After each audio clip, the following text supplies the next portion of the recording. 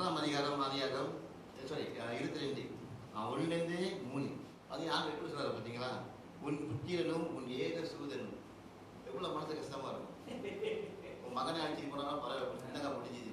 உன் புத்திரனும் உன் ஏக சூதனும் சொல்லும்போது இன்னும் எவ்வளோ கவலையாக இருக்கும்.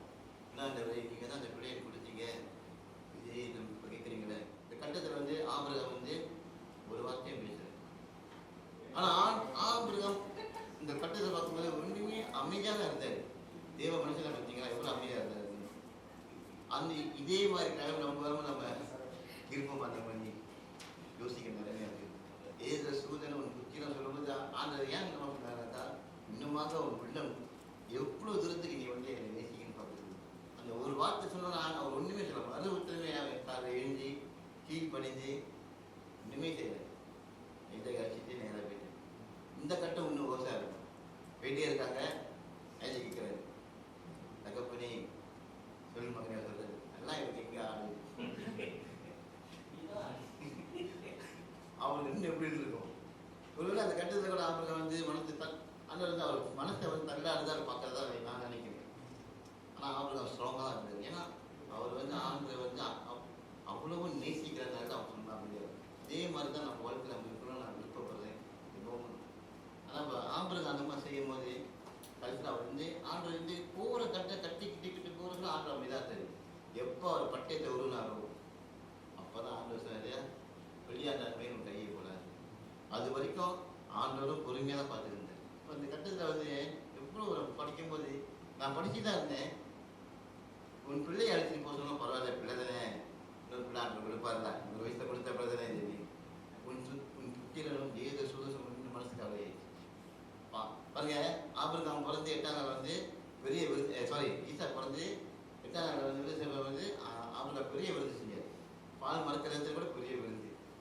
இப்போ அந்த மாதிரி எவ்வளோ பாசமாக இருந்திருப்பாரு ஈசாக்குன்னு. கொஞ்ச நேரத்தில் அவர் 180 நினைக்கிறேன். ஆனால் அவர் கடைசி வரைக்கும் தீவு படித்தார். அமைதியாக இருந்தார், பொறுமையாக இருந்தார். ஆனால் அவர் ஆண்டவரோட அன்பை உணர்ந்துட்டார். இது சிஸ்டர் சொன்னாங்களே, கணவரோட அன்பு, மனைவியோட அன்பு, பிள்ளைங்க அன்பு, யாரோட அன்பு போதும் தேவானுக்கு வருது. அது உண்மைதான்.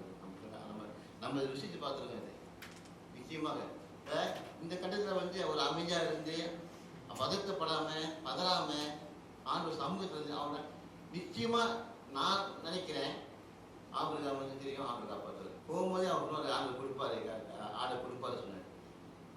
ஸோ அதனால ரெண்டாவது ஆண்டவர் விசுவாசம் அவர் மேலே.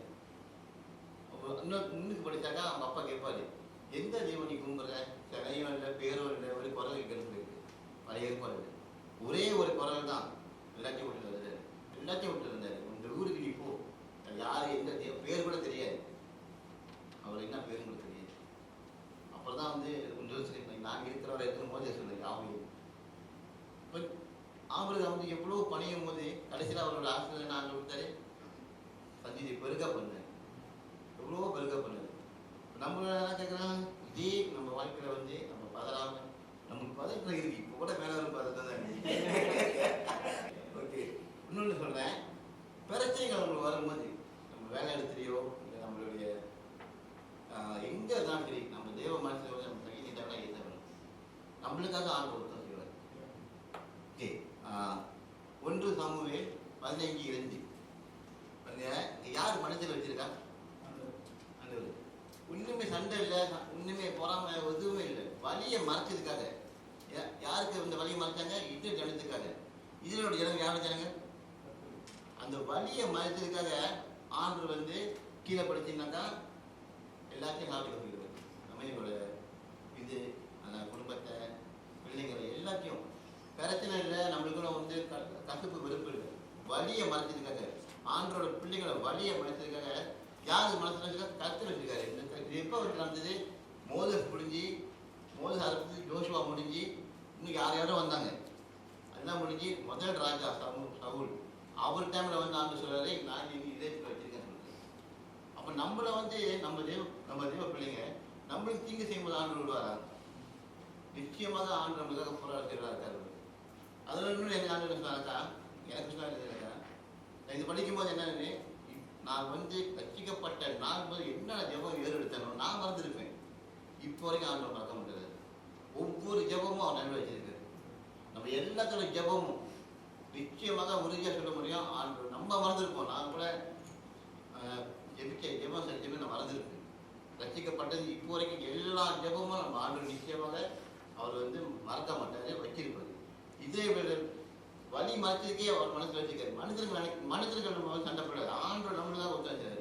இப்போ நீ போ, ஏன்னா அவங்க வந்து வழி மறைச்சாங்க. என் கிணத்துக்கு வந்து போகிறதுக்கு வழி மறைச்சிட்டாங்க. போகிறதுக்கு இந்த மாதிரினாக்கா சண்டை போட என்ன ஆகிடும், நானே இருந்திருக்காரு அப்படி நம்ம செஞ்சிருப்பாரு. அப்பா யார் மறந்துட்டா, நம்ம மறந்துட்டோம். ஆனால் ஆண்டு மறக்கல. அந்த வழியை நீ விடல, நான் இன்னைக்கு வந்து உனக்கு கரெக்டாக நான் இதை எப்படி படிக்கிறேன்னு. இப்போ அவர் வாக்குறுதி இந்த கருத்தை பிடிச்சாலும் இப்போ வரைக்கும் அவர் சொன்னதை செஞ்சுட்டே இருக்காரு. அவர் இன்னைக்கு நம்ம விட்டு விளக்குவதும் இல்லை, கை விடுவதும் இல்லை. அதே மாதிரி எனக்கு நான் வந்து இந்த இது ஆண்டவர் கொடுக்கும்போதே நான் உன் ஜெபங்கள் எப்போ நான் ரசிக்கப்பட்ட என்ன ஜெபம் எனக்கே தெரியல. ஆனால் ஆண்டு தெரியும். நான் மறந்துருக்கேன்.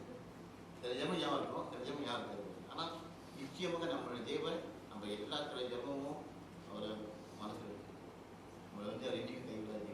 இன்னைக்கு நம்ம ஏறெடுக்கிற ஜெபத்தை கூட அவர் வந்து நிறைவேற்ற விடுதலை கொடுக்க முடியுமானால் அது கர்த்தராகிய இயேசு. அது கர்த்தராகிய இயேசு. இயேசுவின் நாமத்தில் நமக்கு அதிகாரம் உள்ளது. ஜனங்களே, இயேசுவின் நாமத்தில் விடுவிக்க முடியும். ஏனென்றால் கர்த்தர் நமக்கு ஜெயத்தை கொடுத்த தேவனாக இருக்கிறார்.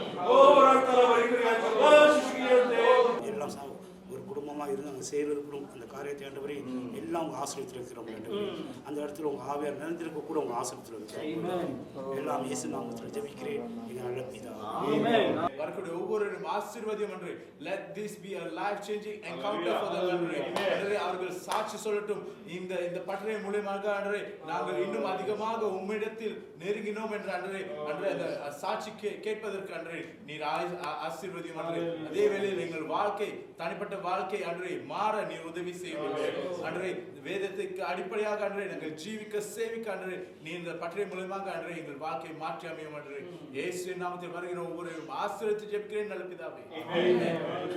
நீர் வழி நடத்தி செல்லும் இந்த பட்டறையில் இருந்து அனைத்து ஆத்மாக்கள் ரட்சிக்கப்பட வேண்டும், அவர்கள் உருமாறப்பட வேண்டும் என்று நீர் ஆசீர்வதியும், சபையை ஆசீர்வதியும் என்று இயேசு நாமத்தில் ஜெபிக்கிறேன் அன்பின் பிதாவே. இந்த தினத்திலும் ஆண்டவரே இவர்கள் வாழ்க்கையில் ஆண்டவரே விடுதலை வருவதாக ஆண்டவரே, இந்த நேரத்தில் இவர்கள் வாழ்க்கையில் வெளிச்சம் வருவதாக ஆண்டவரே, இந்த வாழ்க்கையில் தேவனே உம்மை பார்த்து ஆண்டவரே அவர்கள் spiritual eyes of a spiritual yes let it be open up Father Lord. ஆண்டவரே உம்முடைய வார்த்தையை பேசும்போது கூட ஆண்டவரே இயேசுவின் நாமத்தில் இவர்கள் வாழ்க்கையில் தேவனே உம்முடைய வார்த்தையை கேட்க நம்ம ஜெபிக்கிறோம் ஆண்டவரே. Even the Lord, I pray Father Lord, when you have called them of Father, no one can take the salvation from them of Father Lord. உம்முடைய அபிஷேகத்துக்காக நன்றி, உம்முடைய அன்புக்காக நன்றி. Lord, I